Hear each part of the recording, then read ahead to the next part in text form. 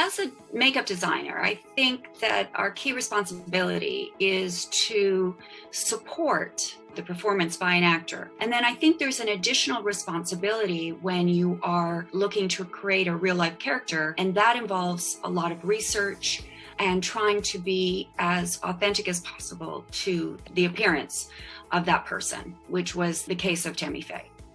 Tammy Faye and her husband, Jim Baker, were real-life televangelists, and they had a very large fall from grace. Tammy and I are undergoing the most vicious attacks.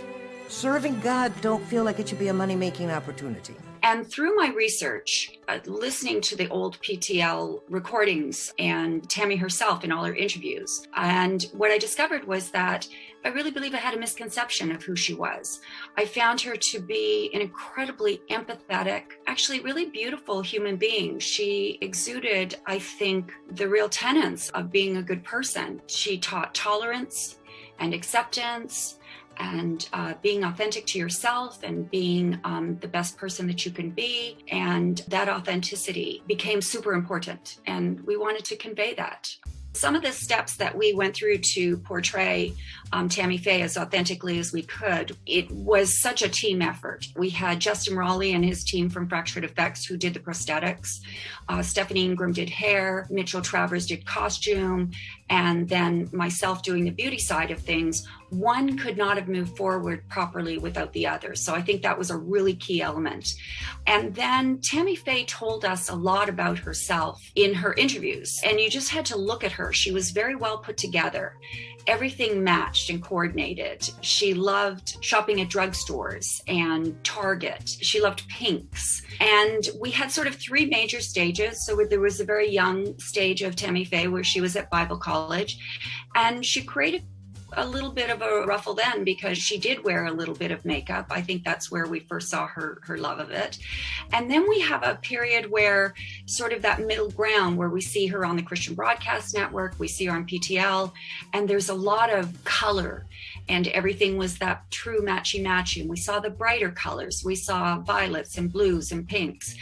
And then as she grew older and as she hit sort of that last phase, we saw, I think the tones all changed. Everything got a little deeper. They got into plums and purples and deeper tones, and their wigs got darker and her costumes got darker. She was into more reds and blacks. And then of course there's the aging process, which was reflected in the prosthetic pieces. So I think those three stages, we kind of defined those stages very specifically, which also helped us move through the transition of, almost, basically 3.5 decades of what Tammy Faye looked like.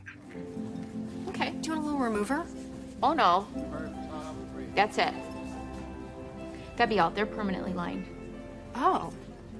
And my eyes are permanently lined and my eyebrows are permanently on, so there's not a whole lot you can do.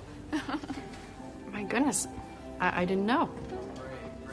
Have you never done pictures without those eyelashes? Nope, and I never will, because that's my trademark. And if I take that away, then it's not me.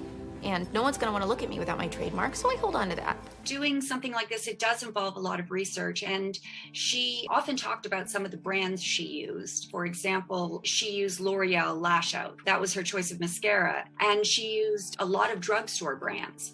And a lot of those colors, funny enough, particularly those little quads that you see that L'Oreal and Revlon and Maybelline all put out, those colors have pretty much maintained a lot of the same sort of tones. So I bought those. So it only helped show the true look of what it was.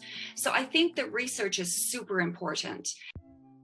So Jessica and I, we have worked together for quite a number of years now. We're currently working on our 16th project together, which is a mini series about George Jones and Tammy Wynette.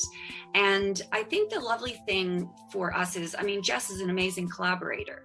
So for me, I find it really great that she is really supportive of the whole process and recognizes that there are all of these elements that we need to pull together. And she's a really great active participant in the choice making of developing the character.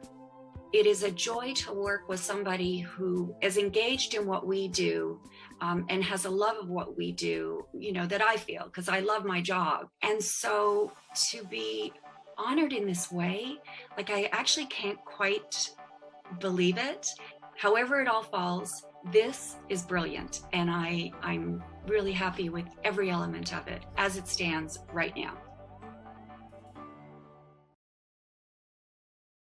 Hey, thanks for watching our YouTube channel. Find your favorite recipes, celebrity interviews, uplifting stories, shop our favorite deals, and so much more with the Today app. Download it now.